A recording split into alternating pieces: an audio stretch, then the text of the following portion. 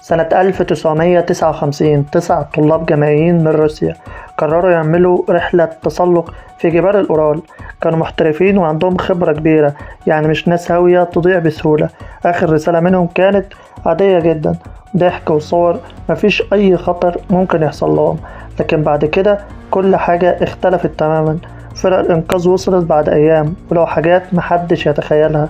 الخيام متقطعة من الداخل مش من الخارج، آثار أقدام خارجة حافية في التلج، وكأنهم كانوا بيهربوا من حاجة مرعبة جدا.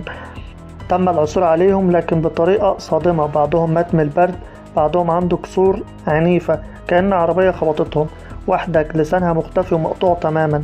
ملابسهم كان فيها آثار لوجود إشعاع، ومفيش أي دليل على هجوم، مفيش آثار حيوانات، مفيش سبب منطقي يخليهم يهربوا بالشكل ده.